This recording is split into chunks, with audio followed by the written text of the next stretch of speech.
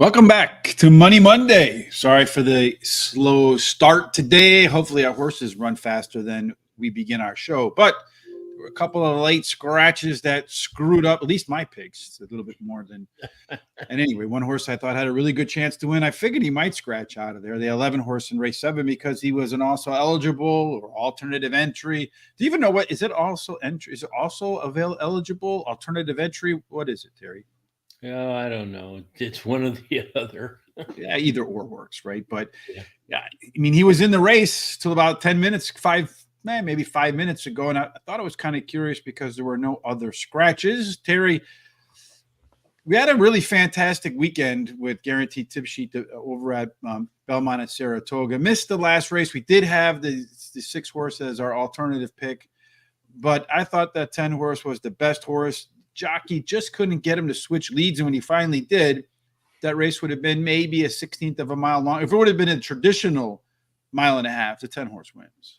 Yeah, I agree. And I think, isn't that the race where the 10 horse went way out towards the rail and then came back in? He lost a length or two right there. As he came out of the turn, he's still with his right leg as a front lead. And as his right leg started to tire, the left leg started taking over, pushing him up the track because the jockey couldn't get him to switch the leads. And when he finally got him to switch the lead to the left leg, then he came back down towards the rail, towards the 6 horse Dornich, and just didn't have enough to close at the end. But any case, I did tweet out, as I promised I would. I hope you looked at HRT Rich. I think close to 650 people did.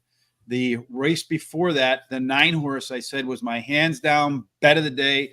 Emailed that out to everybody else as well. And he went out to the front and made easy work of that field at 3-1, paid like $8.20 or something along those lines. Mm-hmm. So I hope you followed me on Twitter. I didn't pick up any new followers, so I don't think that's what happened. But soon, I'm working on it right now, the back end of the infrastructure for the videos. I'm going to start uploading a pick of the day every day on my Twitter and on our YouTube channel. So if you haven't done so, follow me at HRT Rich or subscribe right here at Horse Racing Radar TV. There's a link in the description down below for free picks today over at Guaranteed Tip Sheet. And that track is going to be Presque Isle Downs, where our good friend Willie Martinez rides. So take a look at that. Terry, did you stop at Presque Isle Downs on your trip out to? I did, yeah. I liked it. Yeah. It's like right on the border of like Pennsylvania and New York, right? Yeah, it sure is. Yes, I remember that. Hi, Don Johnson. How are you? Let's cash today, indeed. Well, enough about what's been. Let's go to what is, Terry. What is, or what are the conditions for race number 1? Well, it's a 6 furlong race, and it's a race, $12,500 claiming price. Purse $23,000 for fillies and mares, 3-year-olds and upwards, which have never won 3 races. And to get that 4th race, the profile of a winner favors stalkers at the 6 furlong Ben-Salem, Pennsylvania distance. There's a little bit of a rail bonus for Raton. 2 and 3 get a small bump, not as strong as the rail. 4 and out, they're discounted, and they run at a similar rate. They're not deal breakers, but they do have to work about 15% harder than the inside 3 to score the W. 10,000 simulations, Terry, to see which horses have the most early speed. We see one there with a lot of early speed. We also do, with those 10,000 simulations, to see which horses are going to run races that fit right in their comfort zone. So we want to figure out which horses have the best chance to run a speed figure at par or above. That's a part of our 10,000 simulations as well. That number being, according to Brisnet, 77. Now, folks from Brisnet, we've asked you about 10,000 times. Even Terry asked you nicely to work with. So what are you waiting for? And then finally, we also want to look and see if we can find any value with the odds. We're hoping to find our simulation odds to be higher or lower, than post-time odds. Terry, what do you see here in the numbers? Well, hey, look at that 7, boy. He's got lots of speed. He's also the only overlay in here from 5-2 to 5-1. He's also the only horse that has a par number, and it's a okay par number. And then all of them show C zones, but the 7, along with the 3, have the best ones. Hi, Nikki. Thanks for joining us for the first time. We appreciate it. So if you have any questions or if you have any comments, if you're new, don't be shy. Say hi too. If you have any picks today anywhere on the planet, no matter where you are. Horse trailers will play a horse race in the bushes of Zimbabwe if they feel like they got a winner, right, Terry? That's right. Absolutely. Yes, absolutely, for sure. Along with doing our simulations, we do track trip handicapping, where the horse wants to be on in the race relative to everybody else. And what we see here is the 7 horse can be the pilot or the co-pilot. It gets that EP designation. When we did our simulation, we do see that one's going to be forward. Every 5 points equals about 1 length, folks. So this one's going to be about a length and a half on the lead over everybody else. At the end of the race, not only does the 7 have the most early speed, but it's got about a length and a half late speed advantage over the rest of the field. You can't pass what you can't catch, and that's why this one has a top total pace score, 17 points clear of the next closest horse. Again, 5 points equals about 1 length. That means the 7 should get to the lead and be a runaway winner. Terry, you think that's not going to happen? No, I actually think that the 6, I'm Nervous Now, is going to win this race. She drops in class today, has the highest speed figure at today's distance, and she has my favorite jockey here at PARX, Paco Lopez, in the irons. And then number 3, Rachu, is my second choice. She won her last race at PARX Racing, has a high percentage winning trainer. She's a Lino. The 7 is my third pick. She switches to high percentage winning trainer. She switches to high percentage winning jockey as well. And her early speed running style will help her chances. Be Like Beth, the 5 is my long shot. Has a trainer, wins 18% of the claiming races he has an entry in, and her early speed running style will also help her chances. Now, what we do is every day we have $100 balance to use and we bet $2 to win on our first choice, a $1 exacta box on our first 2 choices, 50-cent trifecta box on our first 3 choices, and then a 10-cent superfecta box on our first 4 choices. And that's all I've bet in this race. It leaves us in a 10 race card $16 to bet in other races. No worries, Race Masters. The microphone was just a prop the other day, so that's probably why I was, for some reason, like I said, I knocked it down and I couldn't get it back to work again.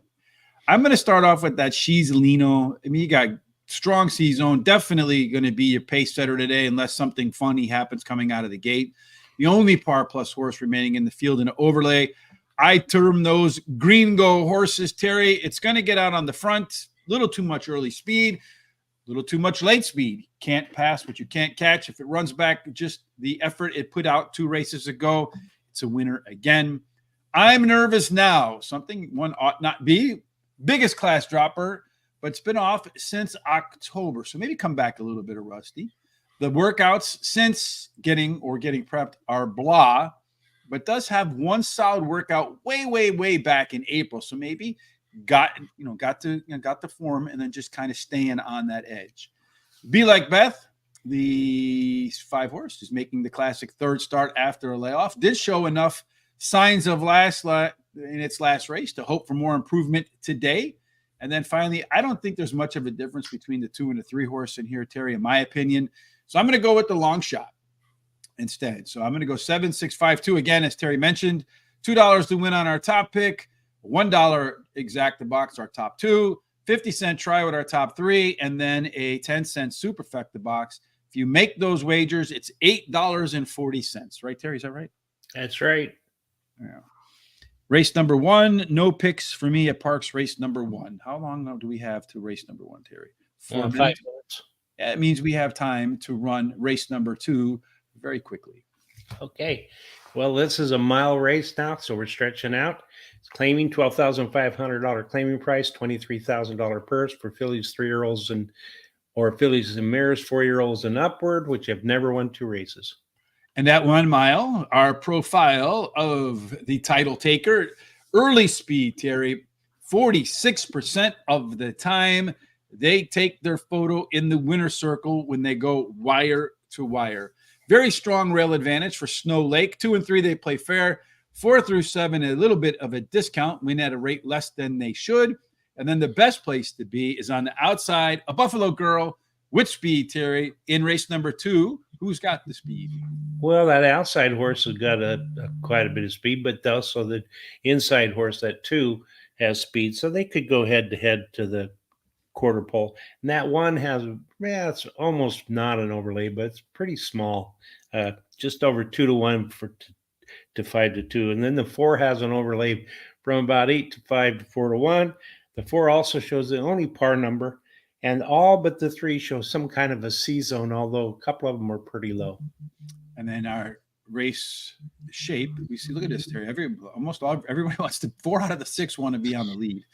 So these 4 got to be careful not to burn one another out. And these 2 are hoping that this quartet just blazes out of the gate. And if we look at the early pace here, Terry, we do see that the 7 horse is the speed of the speed. A couple of others, maybe half a step or more behind, but still has to clear the horses to its inside. So it might have to work. Absolutely don't want to get stuck 2 or 3 wide going through the turn. If so, look at that late speed. The 7 will really tire if it has to run very wide. The 2 horse, one of the ones, does have the most late speed. It's about a length and a head quicker than everybody else down the stretch. Also, from a top total pace perspective, our good friend Chris Parmalou's favorite handicapping angle, 9 points clear of Molly Wanna Cracker, who's tied with Snow Lake. According to this, Terry, the 2 horse should win by about a length and 3/4. You see it a different way. Yeah, I like the 4. Molly Wanna Cracker is my top choice. She won 2 out of the last 3 starts at PARX Racing, has a high percentage winning trainer and jockey. And then Breezy Dance, the 7's my second choice, ran second in her last race, has a high percentage winning trainer and switches to high percentage winning jockey. One of the ones, the 2 is my third choice. She has a high percentage winning trainer who wins 25% of the races when taking a horse from a sprint to a route, and has a high percentage winning jockey. And then number 5, Karina Campione. Yeah, she ran second in her last race, and she has a high percentage winning trainer who wins 18% of the races in claiming starts. And then we do a Don Johnson Miami Vice pick 4 during the day. We do 3 at PARX when there's 10 races. And our first one is, I'm going to use the 2-4-5-7 with the 2-3-5-6 with the 5-6 with the 2-4-5-8, which is a $48 cost. I'm going to do the 2 horse as my top pick. That one is one of the ones, Mr. Terry, one of the ones, top total pace, 9 points clear of everybody else. She gets on the lead. Look out. Number 4, Molly Wanna Cracker. A repeat of the last effort would be more than enough to get the job done. But interesting, this horse has run 2 times at a mile and won both of them. So perhaps the right distance. Number 5, Corona Campione. That's my third selection here. Much better from the middle of her race to the finish line last time out. Actually, the final time was about a second and a half quicker than the prior start. A lot of times I find those horses that improve in the second half of the race carry that momentum over to their next start, which would be today for Corona Campione. And then finally, Breezy Dance. This one has plenty of early speed and plenty of early improvement in its last race. I'm not so sure if going longer is a plus or a minus. If it's a plus, could beat me up on the front. My Don Johnson pick 4 is 2-4, 2-4, 6, 5-6, and then all in the last leg. So I'm hoping to get to that last leg and then hit 100-1 shot there. But you know what happens when you go all at the end. Right? Yeah, it's always the hard favorite that wins. So yeah, it'll be like a 1-5, right? It's like a $42 pick 4, and it's going to end up paying like $2 or something. Yeah. All right, they're off and running in the opening leg, and right now the 7 horse has found its way to the lead. Got a pretty easy lead. Didn't really have to work very hard. He got bet down to 1-2, Terry. That's a pretty low odds. Yeah, it is. Yeah, very low. You got the 3 horse kind of trying to keep pace. Going to go a little bit wide. The 2 horses trying to save some ground on the rail, but I think the 3 just kind of squeezed him a little bit, so he had to check up. So I wouldn't be surprised to see an objection on the 3 at the end of the race. Coming up on the outside right now is the 5 horse. As 7 horse continues to maintain the lead, the 3 is going to try to go between horses after disrupting the 2 horse. The 3 now is pulling alongside, but they're all going to have to go wide. The question is, does the 7 horse have enough to hold off the 3 at this point? He's trying to what they call it, hurt him. I think on the outside, the one that's coming the best right now is the 5-horse, Terry, but looks like the 3-horse might get the better of him. The 7-horse continues to dig in. I don't know where this is going to go, Terry. It's going to be close at the wire. 3, 7, 7, 3, 7, 3. It's going to go 7, then the 3, then the 5. But I do think there's a very strong likelihood there's going to be an objection on the 3. We'll find out. Okay. Because he definitely made that 2 check and check hard.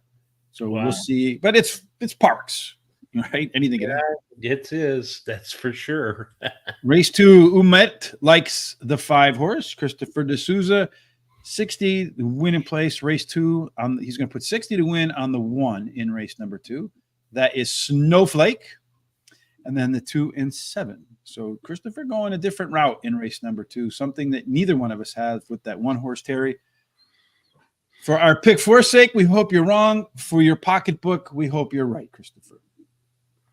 Race number 3 is where we're going to take our talents next. Terry, what are the conditions for race el number 3? We're going to shorten up by 1 furlong from the second to the third race to 7 furlongs. It's an optional claiming race, $25,000 claiming price. If you elect to put your horse in there to possibly be claimed, a purse $26,000.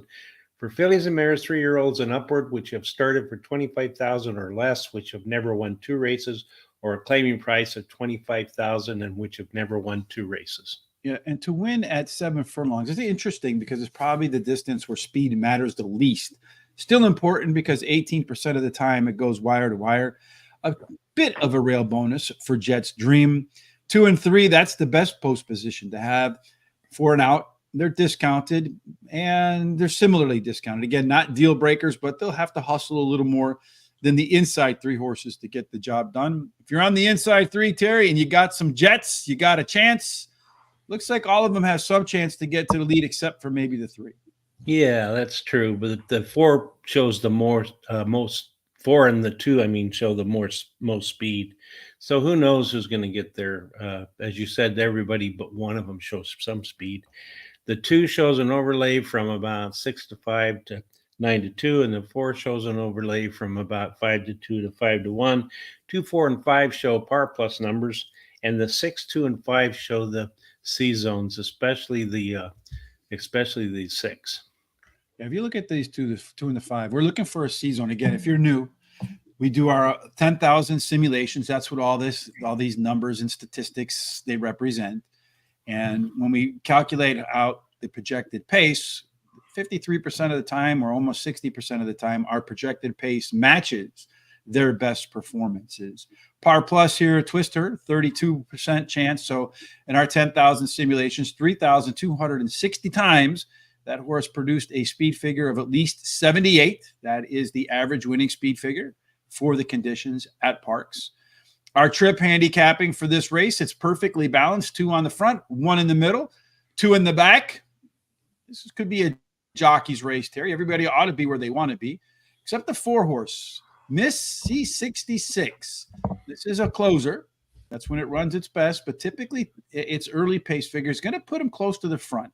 We call those left arrow horses, and they tend to do pretty well. At the very end of the race, the horse that will be doing the best looks like Twister, the 2-horse. That one can get to the lead, definitely has the late legs and the stamina to make it to the finish line first. It's also our top total pace horse, 6 points clear of Miss 66, who's just a little bit ahead of Ballantine. So maybe a 2 over the 4-5 exacta key box, Terry. Could be a smart play. What's yours? Yeah, I like the 2 Twister as my first pick. She won. She's finishing in the money 77% of the time as she runs at PARX Racing. She wins 11% of those starts, and the distance won't be a problem. And she has a high percentage winning jockey. Ballantine, the 5, is my second choice. She's been knocking at the door, finishing in the money in the last 3 races, and may break through today. And has a high percentage winning trainer and jockey. Hop on Me, the 6, is my third choice. She drops in class today, switches to a high percentage winning jockey. Tempest Rising is my long shot 3. She finished third versus similar in her last race. She has a high percentage winning trainer, wins 22% of the races when taking a horse from a sprint to a route. No additional bets for me here. What's happening, T-Man Cooks? Got a couple of other folks here with some ideas from race number 3. Christopher D'Souza is coming out with the 60 spots, firing the 60 spots today. He likes the 6-horse Hop on Me. An exacta in race 2-4 for $20 for Met. So he got some different thoughts. He thinks the 2-horse is going to be your winner. Race number 3, we got Race Masters with the 4, Miss 66. So only 5 horses, and it looks like we have about 4 different choices in there. So the one that nobody's talking about apparently is Tempest Rising. So that would be the one that green tea, Rich. Do I? No, it's Diet Mountain Dew.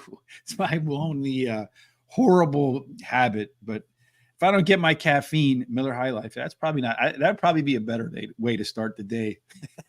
I would probably feel better by the time it's time to go to bed.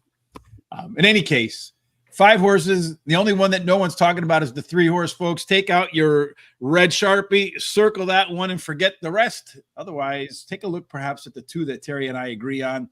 Did run a peak number. What I mean by that, real quickly, is when you look at how a horse runs in terms of its speed numbers, you get these numbers that kind of jump off the page, right from 65 to 81, and you look down through here. Last time the horse did something similar, it kind of popped right in here. You got that 89, 75. It did follow it up with a little bit of regression, but still stayed up at that top level. So it will probably regress a little bit today if that pattern holds, but still probably good enough to win the race here. Miss 66, that one I think has a good shot in here because it's taking a sizable drop in class to the lowest level of its career. Did have some problems in its last race. So the second start after layoff, a cleaner trip, expecting a better horse. Hop on Me, Christopher D'Souza's $60 bet. Real good shot to be on the lead against this crew, Terry. Drops in class and gets your favorite jockey, and that is? Oh, Paco Lopez. Yeah. Paco. And then finally, Valentine. That is your morning line favorite. Going to drop in class after running a Z pattern. Again, if you're new, if you're watching on Twitter, kindly hit the follow us button. Also, kindly retweet what we're doing right now so your friends can follow along. And then also, you sign up if you haven't to our social sites. Horse Race, the number 2-day. Twitter, Facebook, Instagram, X, whatever you want to call them. Here you can see a Z pattern. Early pace was up, then a little bit of a break in the middle, and then a second wind in the stretch. I find in my racing notes at the end of the day, that pattern wins with some regularity.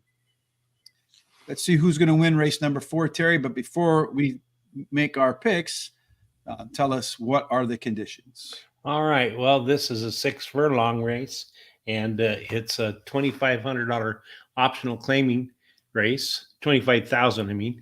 The purse is $30,000 for fillies and mares, 3-year-olds and upward, which have started for $16,000 or less, and which have never won 3 races, or claiming price of $25,000, which have never won 3 races.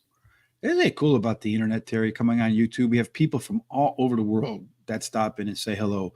Yeah. Hello, Old. How are you? Thank you for joining us. We greatly appreciate you spending your evening with us. Where are you in this world? I'm going to imagine somewhere. Well, let us know where you are. I don't want to make any guesses. Race number 4 at 6 furlongs, Terry. We talk about that in the opening race. Stalkers do pretty good, although the 7-horse did get to the lead, stayed in the lead, and then went wire to wire, which happens 34% of the time. There's a little bit of a rail bonus for Shelby, shortstop. 2 and 3, a small bump. Again, 4 and out, they suffer a little bit of a discount. Not deal breakers, but again, they still have to work a little bit quicker than everybody else. In the 4th race, Terry, we always start off looking for the horses with speed, but those 2 decided to call it a day early. That's right. All the speed really scratched out of this race. There's really no real speed except for the 3 shows a little bit more than the rest. The 5 has an overlay from 2-1 to 7-2, and the 6 is the only par plus number in here. And then all of them show some kind of a C-zone number, but most of them are kind of low. Mm-hmm. Number 4 in race number 4. So Royal Party for Umed. He's doing a little numerology in race number 4. Trip shape for the 4th race. Look at that 3-horse over there. Aztec Bay could be a lone E. In these short fields like this, get to the front and you have a pretty good chance. As far as that early pace is concerned, Terry, if we look at it, though, there's a couple of them. They're all tightly mixed. The 3 to 4, the 5 to 3 and the 6, they're going to be on top of each other with Royal Party. Umet's play right there being the one that's going to be off the pace. Everybody else should be pretty close. The 5-horse actually a little left arrow action. The late speed belongs to the 6, True Phenomenon. So that's not lead dependent, perhaps like the 3. Should be in front of these guys or at least mixed in with them.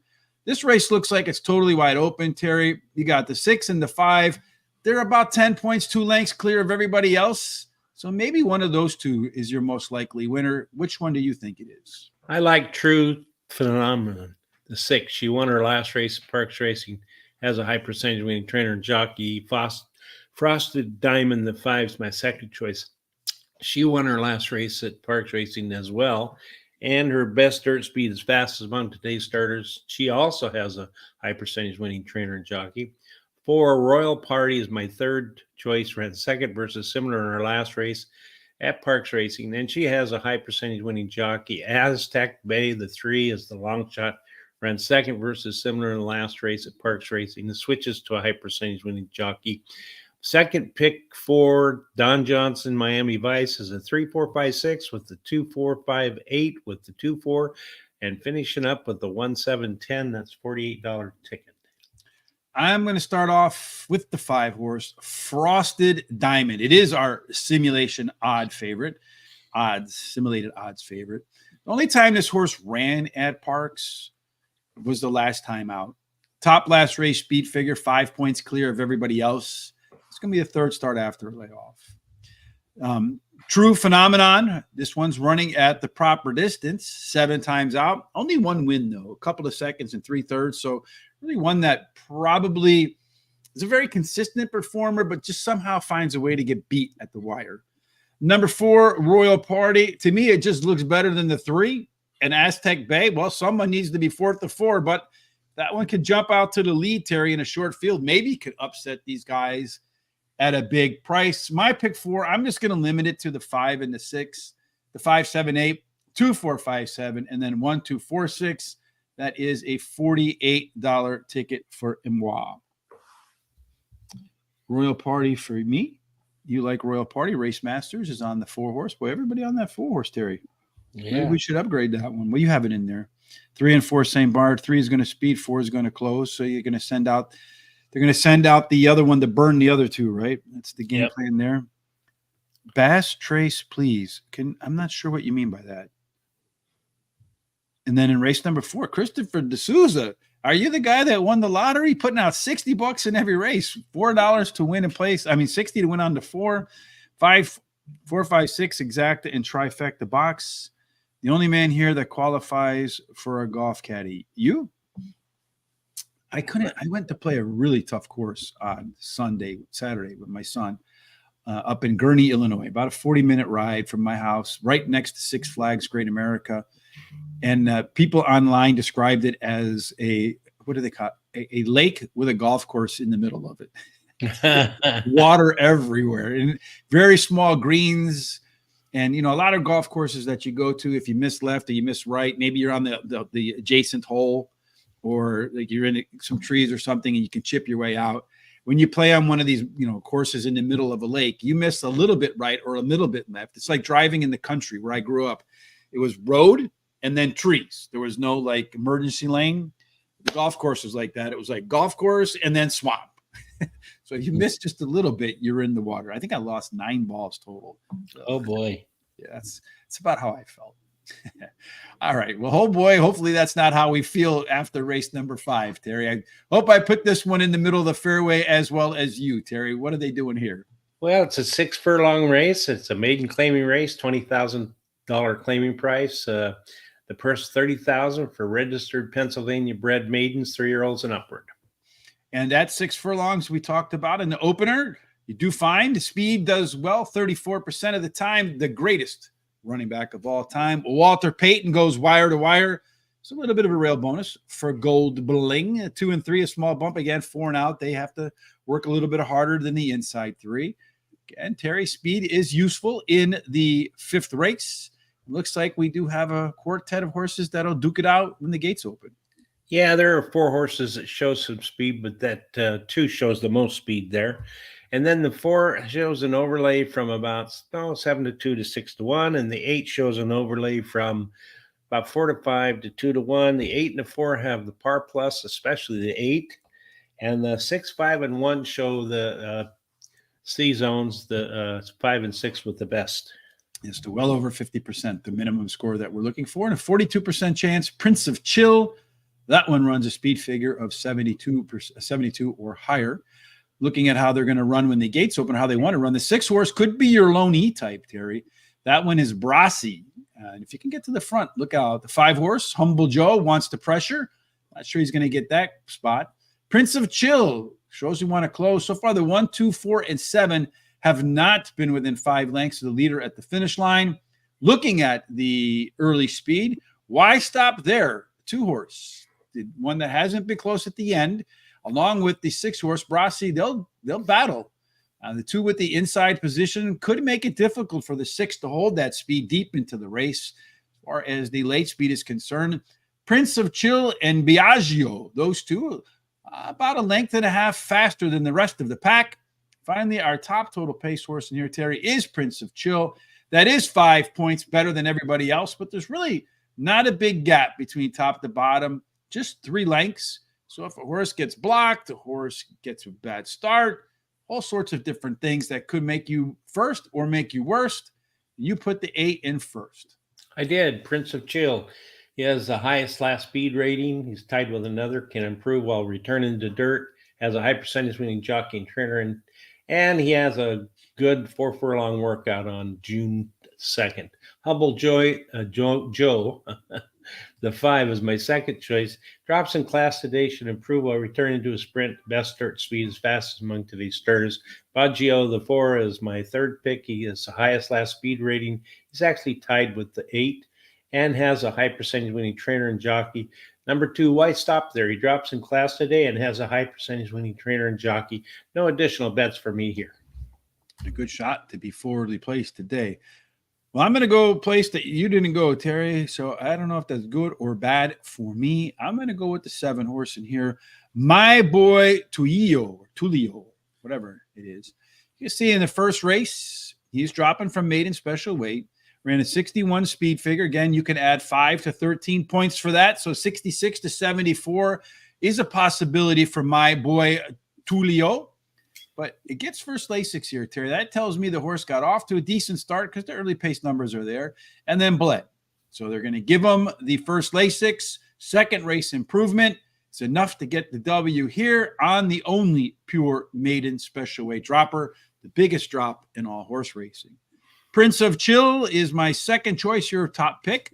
I think this one has the most upside in the race. Does have some really swift workouts getting ready for today, but he's been off for more than a year. So, maybe got to shake off a little rust when those gates open. If not, could run away from the rest of these. Humble Joe hit par a couple of times for this level, meaning he can win, but he's going to have to build a lot off his last race, which was completely awful. And then finally, Biagio, which seems to be the comment favorite. A few folks focusing on that one. Highly consistent performer of late. But when I did the math, he's going to have to improve by about a length and a half, I feel like, to get to the winner's circle.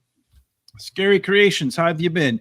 Race number 5. You love the 7, and I love it when Scary and I agree. Dropping, adding Lasix, chased fast fractions last night out, will be on the lead, and is going to go all the way, in the words of Howard Cosell. I have 10 to win on the 7 as my bet. And then in my remaining $6, I'm going to do a trifecta 7-8 with the 5-7-8 with the 1, 4, 5, 7, and 8. And I'm hoping Scary Creations and I, by combining streams, we've picked a winner here. How much time do we have to the next race 6, Terry? 9 minutes.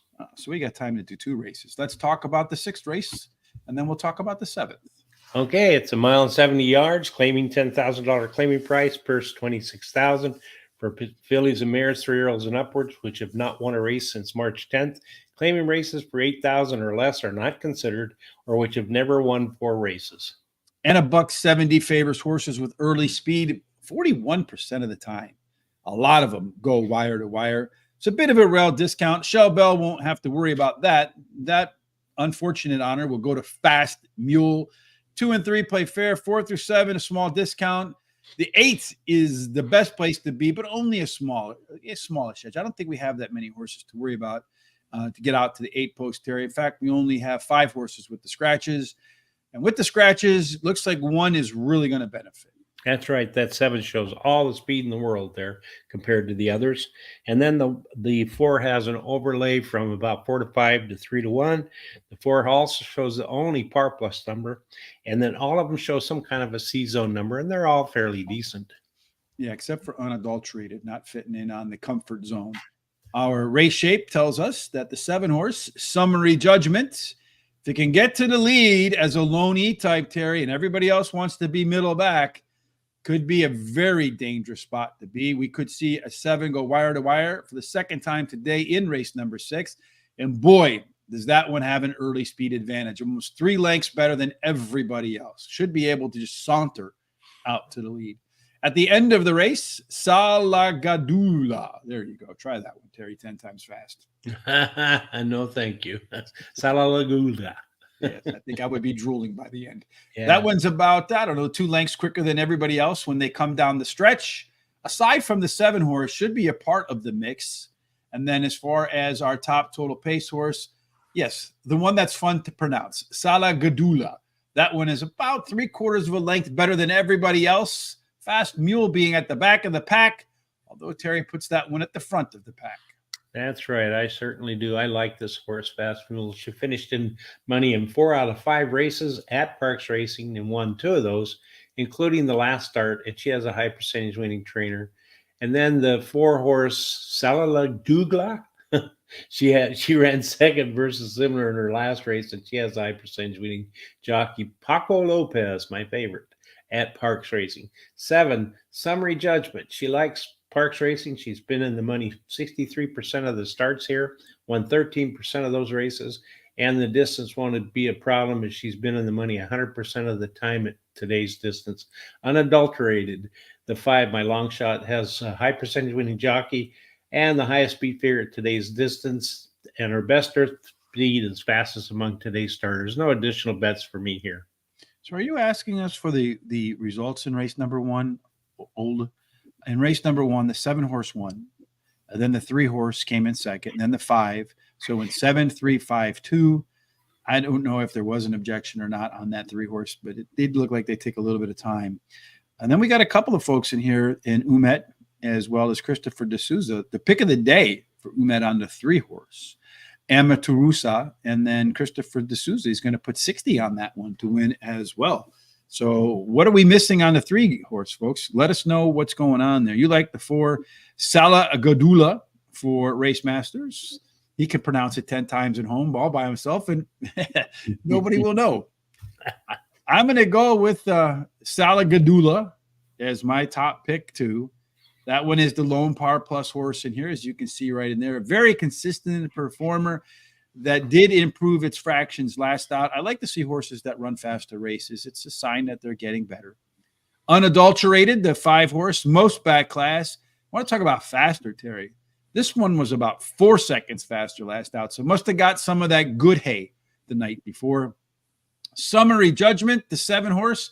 That one's got all the jets when the gates open, and maybe too much early speed for the rest of these. If you can get to the front of the race with the scratches with that 10-pound weight break, that's about a 2-length difference. With a 3-length early edge, that's about a 5-length advantage over the rest of the field.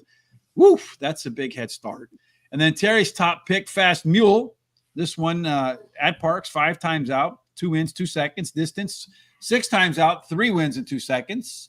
Repeat of the last race, and she wins. And I also noted in my notes, the 3 horse, it can win too. So I feel like this entire race, any one of the horses can win. So you might as well pick the one that you like the most with the best odds right before post time. Quick thank you to Christopher Hutchins. I also want to say thank you to Samuel Wachiria, Donna Shriver-Zook, D. Sullivan, Issam Hobry, Nikki Shelton, and Kristen Michelle for the thumbs up on Facebook. We greatly appreciate that. If you agree with those very wise people, kindly give us a thumbs up. Also comment in the comment section. Follow us on all of our social sites below. And at the end of the show, Terry and I will post the race times for everything in the description at YouTube. So you can come back. So when race 7 is about to start, you want to rewind and see what we said about race 7 or review some of the stats, just click that button. Anytime you come back and rewatch, it also helps us with the algorithm. So the more interaction we have, the higher up the Google rankings we go. And it's a very easy way for you to help our show grow. We greatly appreciate that. Race number 2 is 2 minutes away, Terry. We don't probably have enough time to go through race number 7. So let's talk a little bit about the rest of the week. You and I will be back here tomorrow for PARX. Same time, same station, same channel, God willing, of course. Looking at Wednesday, Terry, I'm going to say, does Churchill Downs work for you? Yeah. Right. Fine. We'll do Churchill Downs on Wednesday. It doesn't look like Saratoga is running. I think they're going to go back to Belmont at the Big A again. And then in a couple of weeks from now, I think Saratoga opens officially. So I'm not quite sure what we'll do on Thursday. Maybe we'll do, I'd be open to doing Santa Anita. They're running Thursday, but some short fields there, though. What do you think? Well, I like Santa Anita. We haven't done it for a long time, but we can either do that or whatever you want to do. Well, that's either that or Churchill again. So we can maybe put it out to a vote. What do you guys think? Do you want Santa Anita or do you want Churchill on Thursday? There will not be, you want to do a Gulfstream on Thursday? All right, it's Thursday. Or Gulfstream, Terry? Let's see. Which one is Gulfstream running on Thursday? I don't know. Yes, Gulfstream's running Thursday. There you go. We got a vote for Thursday for Gulfstream. Terry, we'll do Gulfstream. How does that sound? Yeah, it's fine with me. All right. That way we can get it done during the day and move on. Race Master said Terry. So that would be Santa Anita. He said he's got to watch my my picks because I like the 2 over the 4s. Keep an eye on that. Yeah. Friday, there will not be a Foreign Friday show. There wasn't one last week because I am a complete idiot at times. I had to be somewhere right after the show with Tom. And the night before, I went to get something to eat, and I left my debit card there. So I needed to have money because I didn't have enough gas in the car to go where I wanted to go. Just real dumb. Anyway, we're going to do race 7 in just a moment, my friend. We're going to, because race 2 is about to get, I will include Toby Turtle's picks if we do Santa Anita. Well, maybe we'll flip a coin over that between Gulfstream and Santa Anita, and we'll surprise everybody. Race number 2 about to get cracking as they load in the gates. One thing I'm going to point out, one of the reasons we're not doing Foreign Friday is in 1 week from tomorrow, one of the biggest racing events in Europe will start. That is the Royal Ascot. So Tom and I, for the entirety of the Royal Ascot, will be coming on the show. We'll figure out our schedule for that, and we're going to be putting our picks out every single day for the Royal Ascot. And I think, if I remember correctly, last year, there were like 4 horses or something like that, Terry, the entire card that paid less than $10 to win over the entire 4 days or 5 days of that festival. So you want to talk about a long shot factory, that is it. So you're not going to want to miss that. No. In race number 2, we're not going to miss that one either because they've just loaded the last horse, the starter's assistant, holding the reins, and they're off and running. Kind of a funky start in race number 2 for the 2 and 3. So they might be in a little bit of trouble. The 4 horse just decided to go out and kiss the 5 horse as they run through the opening turn. The 5 horse, Corona Campeon, is definitely trying to get to the lead. It is your favorite at the moment, at least of the horses that are out there on the front, at 5-2. So that's your favorite. You got the 7 running in second at 2-1. The 4 horse, that one is in third as they go through the opening quarter. A little bit quick on the quick side, I think, for this distance, Terry. This one's, what is this one? 8 furlongs at a mile. But again, 40% do go wire to wire. The 5 horse continues to hold the lead. The 7 horse continues to track in third. Second, the 4 horse is on the rail, but really not gaining any ground. So I'm not at all comfortable with the way that 4 horse is running.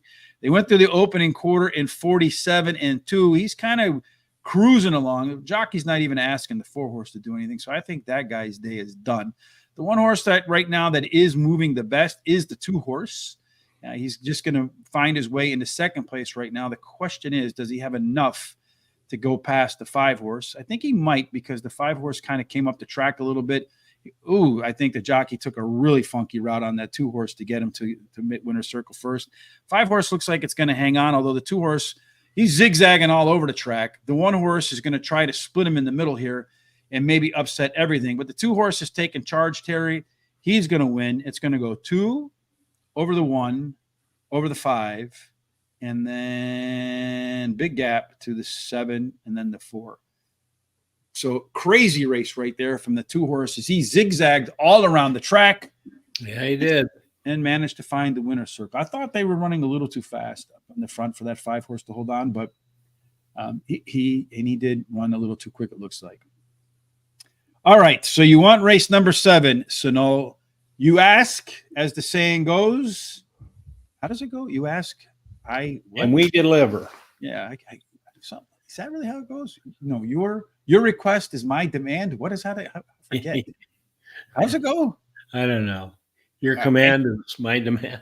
I don't remember. I remember as a kid, like you would rub the genie bottle and the genie would pop out and say, your request is my demand. I don't remember. Anyway, someone will remember, and you can help us with that in the jar of the old man brains a little bit. Terry, what are they going to do here in race number 7? We're going to go 1 mile and 70 yards on the turf. Claiming race 16,000, purse 28,000 for 3-year-olds and upward. So far they've okay, let's try English. They've run 1 race at 1 mile and 70 yards at PARX. And in that race, Terry, the winner was a stalker who was an outside post. 1 race is not enough to call it a bias. But we did do 10,000 simulations. That's enough to get an idea how they might run and who might run on the front, Terry. Well, the 10 shows the most speed, but it's not an awful lot. There's 2 or 3 others that show some speed in here. None of them have any kind of a overlay, as I can see. And then as far as a par plus, you got several. 1, 2, 4, 7, and 11 show par plus numbers.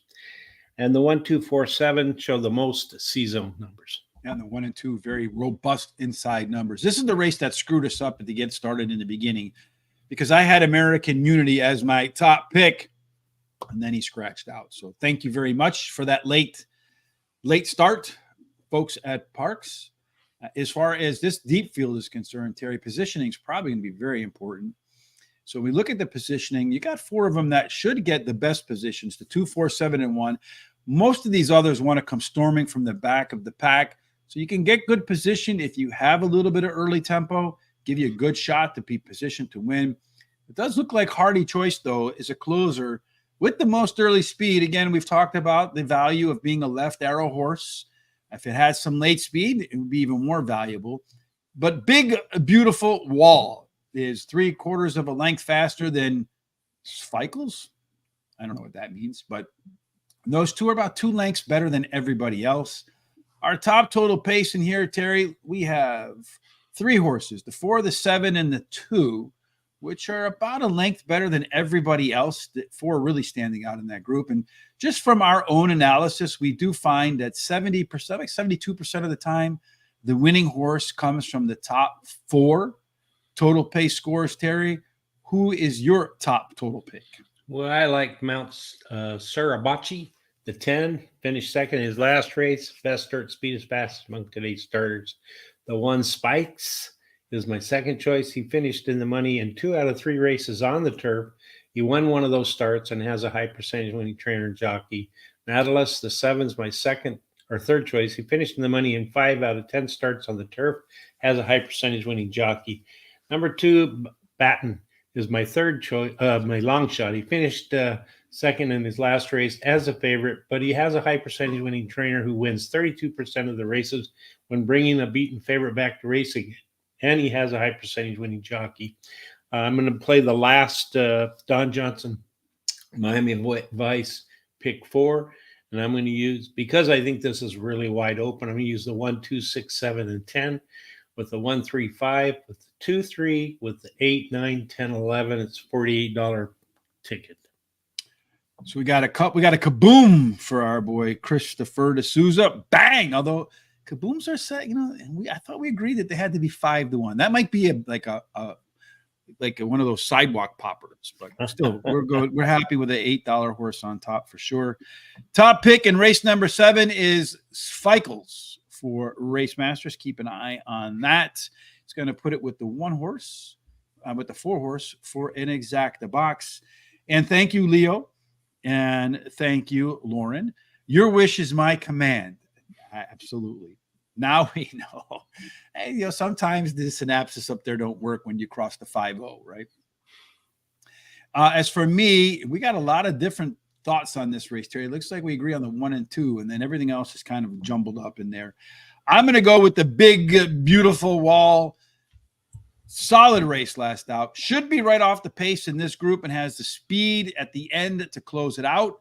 Also getting a 7-pound weight break, so about a length and a half advantage in terms of weight. Although I just read the other day, I was reading in a book that surprisingly the weight advantage is not what people make it out to be. So maybe I should scratch that off as one of my reasons. Number 6, Hardy Choice, my second selection. Tough to pass. Anytime Jamie Ness and Michael Sanchez team up, move to the grass, this horse could lead to better performance for that duo. Number 1, Feichels. This one's upgrading to Paco Lopez. Gotta like that one. And the last time Paco rode this horse, Terry, what did it do? He won. Took home the bacon, indeed. And then finally, I'm going to go with Baton. This horse has a good shot to be a par plus and does also own the second best C-zone. Again, another horse that should be well placed, a little bit of early speed, enough to get a tactical position, especially with the inside draw over some of the horses on the outside that prefer to close. My pick 4 is going to be 1, 2, 4, 6 with the 1, 3, 4 with the 1, 2, 3, 5.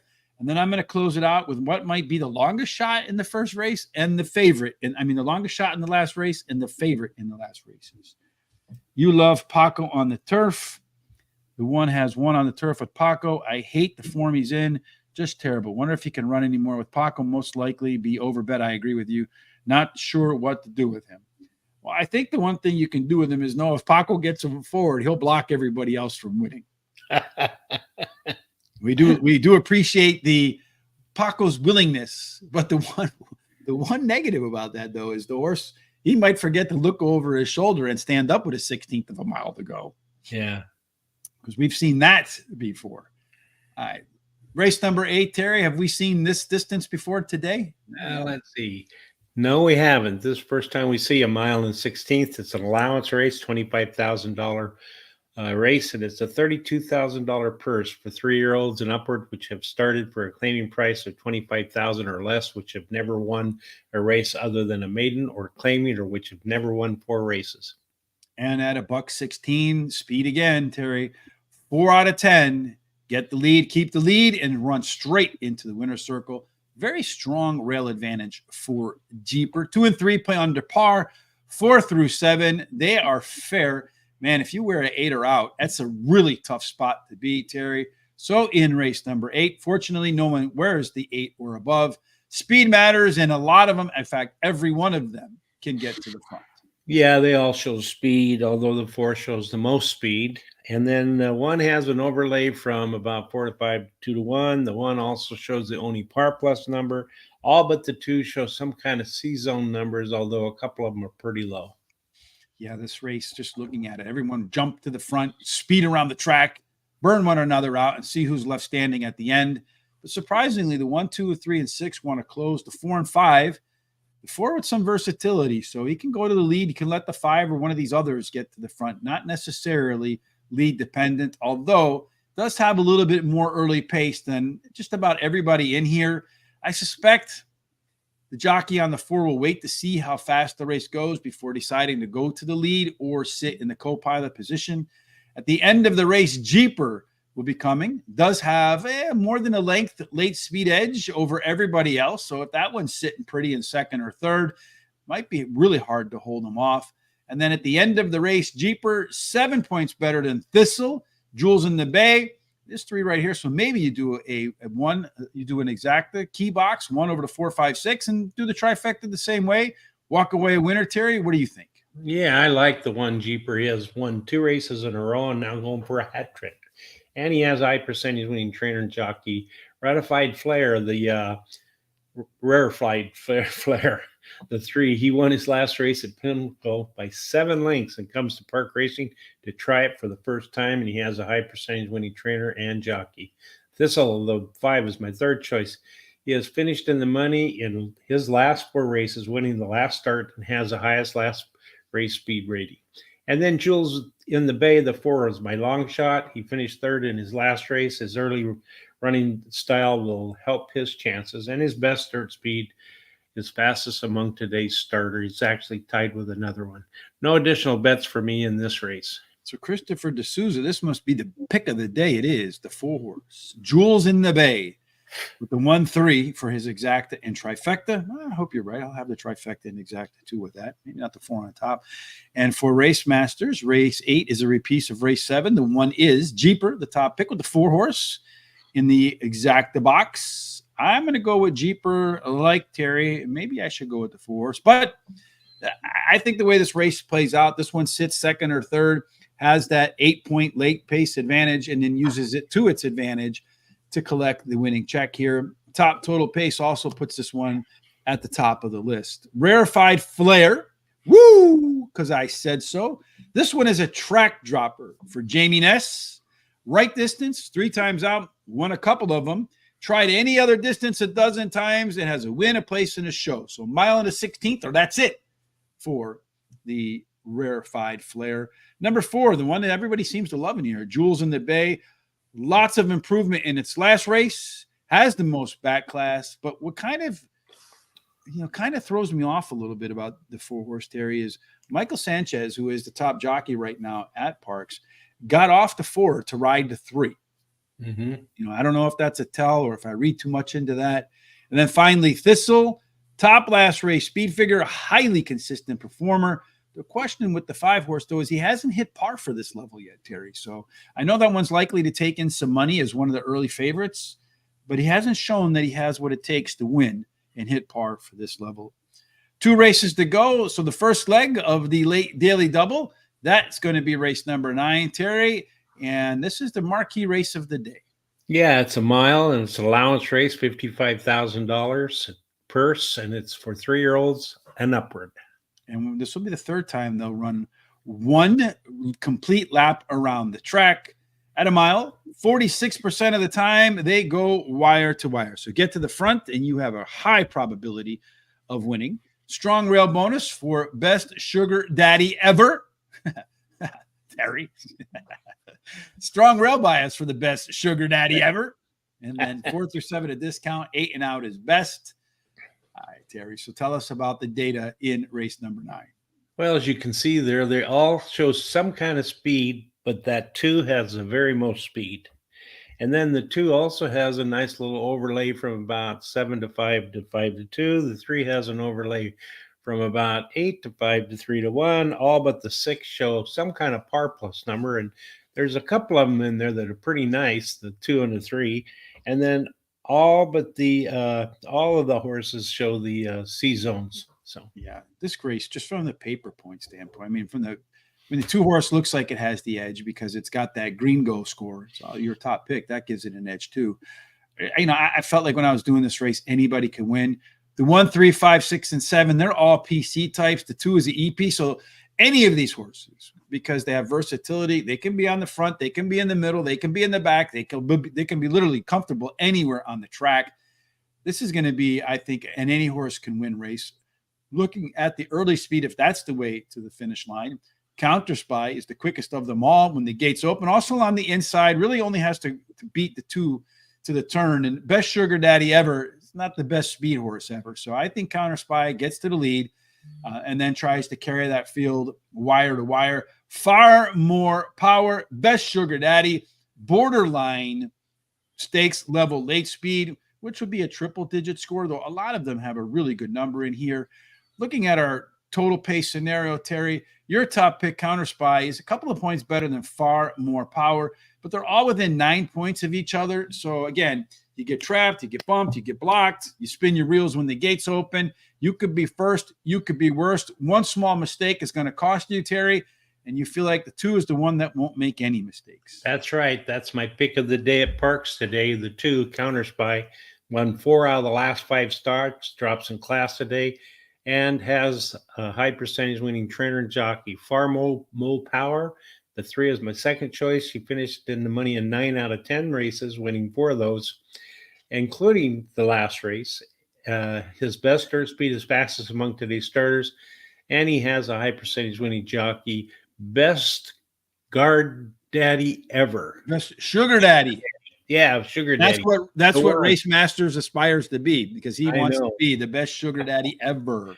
Anyway, he has won 2 races in a row. Is going for a hat trick, and he has a high percentage winning jockey and trainer. Mr. Hustle, my long shot, is the 5. He won his last race. He has a high percentage winning trainer jockey, and he has a good workout on June the 2nd. I'm going to bet $10 to win on number 2, and then a $6 daily double with the 2 and the 10. I'm going to go with the 3 horse. Far more power.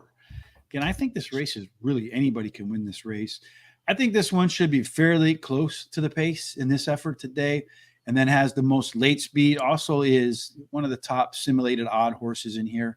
Number 3, Counter Spy. 3 of his last 4 races at PARX were triple-digit speed figures, something really nobody else in this field can do. If that horse really finds that form, see you later. You ain't catching that one. Race Masters. His aspiration, best sugar daddy ever, rides that hot rail. And I think this is the first time this year we're going to see the dynamic duo of Ruben Silvera and Jamie Ness. Those 2 have dominated PARX for years. Let's see if they could pull off the upset with best sugar daddy ever. And then they might have enough money to be a sugar daddy for a weekend or 2. Mr. Hustle, the 5 horse, that's the 4th call. 3rd start after layoff, very classic handicapping angle. Showed a lot of improvement in race number 2, and that was following more than a year off. So this one has plenty more room for upside today. Last race of the day, but before we get to that, Terry, there's a link in the description below to horseracingtoday.net. That is the mothership. We're at the end of the show. Terry will post all of our notes, comments. There'll also be a copy of the video there as well. So you want to see what we said about the horses, you can go head on over to there. While you're there, hit on the HRT gear link. And when you do that, you're going to be over here and get yourself a Horse Racing Today football shirt. When we used to do a football show, we're going to be bringing a sports show back too in the fall, right when the NFL season starts. We'll talk more about that when the time comes. I think everybody will be excited about what we're going to do, because it's going to be football, it's going to be baseball, it's going to be hockey, it's going to be soccer, it's going to be golf, it's going to be boxing, it's going to be UFC, but we'll also be covering the live races at night. So we're going to do a little bit of everything on those days. Today's PARXers will be all very competitive, very hard to handicap. I agree with you, Gary, 1,000%. That was I feel like when I went through the card, I had that same exact feeling. Race number 10, Terry, hopefully won't be that hard to handicap. It's the last race of the day, and hopefully we're both still alive for our late Don Johnson pick 4. If we are, they're going to be running what to get that job done? A mile and 16th on the turf. It's an allowance race, $5,000. Purse $35,000 for fillies and mares, 3-year-olds and upward, which have started for a claiming price of $5,000 or less in 2023, 2024. So at a mile and a 16th in the grass, they ran 2 races, One went wire the wire, the other closed. So, hey, it's anybody's guess of how it will work out. One of the winners came from post 2 and 3. The other came from the outside. Again, 2 races does not a bias make, but 10,000 simulations gives us a good sense that Angelic Girl, Terry, will be the one with a pretty aggressive early pace advantage. That's right. Shows that a lot of speed there. So you just, if she can get out of that gate first, she might just do it all the way. Actually, none of them have an overlay of anything left. And then the 10 has a par plus along with a 9. And then all of them show some kind of C zones, and they're pretty nice C zones, most of them. Yeah, some robust comfort zones on the outside with the 1 and 2. Thanks for joining us as always, Don. We appreciate it. We do the Don Johnson pick fours in honor of Don. He mentioned that he liked to see our thoughts in putting together those tickets. If you have any suggestions, one of the suggestions we got was Terry should be on the top and that I should be in the bottom of the video because the way our picks light out, Terry's are on the top, mine are on the bottom. We also used to have this, we used to have the horse's name first and then the post positions, but with the just regular columns over here for the Google Sheets, someone suggested we move the numbers over so that they weren't looking at these as potential program numbers. So if there's anything in your mind when you've been watching the show, you say, you know what, I really think that this tweak would make the show better, please let us know in the comment section. You can let me know at HRT Rich on X. If you have any thoughts, suggestions, DM me over there. I'm always open. Jockeys don't watch your YouTube play cards. Well, they probably should watch ours because then they'd have a better sense of where their horse should be on the track, Mr. Terry. Yeah. All right, so let's take a look at the race shape for the final race of the day, Terry. 3 on the front, 3 in the back, and 1 horse in the middle. That's unlike any other. I call those the Sesame Street horse. Those lone PCs, they may not look like it on paper, but boy, can they be dangerous. The one that's the most dangerous in the beginning, well, 2 of them, Lulinda's Heart, and then that's a left arrow horse. Going to maybe make it difficult for Angelica's Girl to get to the front. As far as your late pace is concerned, Instinctive, the 10 horse, a little bit quicker than Lulinda's Heart.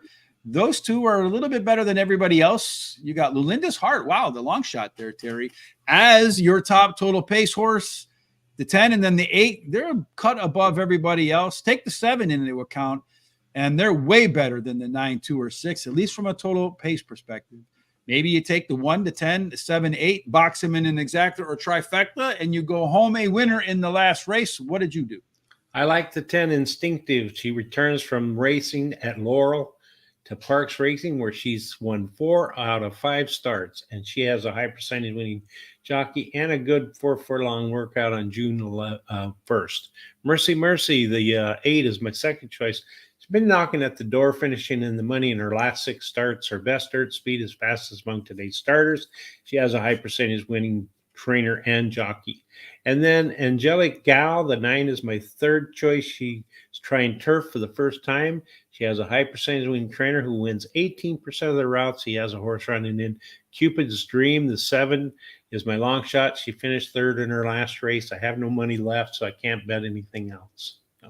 I'm going to go with the 10 horse too, Terry. Kind of hard to ignore a horse that won 4 or 5 out of PARX Grass, has just 6 wins and 41 races on anything else that it's run on or any other track that it ran at. So it's win on turf at PARX and nothing else. So they probably couldn't wait for the turf course to open.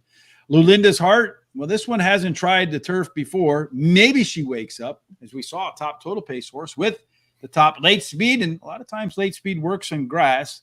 Our friend Christopher D'Souza, he's not so confident. He's been throwing 60s and hundos out. This time around, he's going to put 30 on the 1 with the 8 and 9 in his exacta trifecta box. Then the Marvin Gaye horse, that one, Mercy Mercy. Recently consistent, really consistent. Those numbers are all borderline par for this level.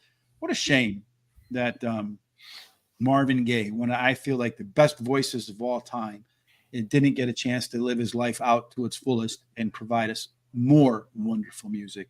And then finally, the 7 horse, Terry, my final play, Tomari, just like you. Z pattern in its last race and a good shot to improve in the 3rd race off of the sidelines.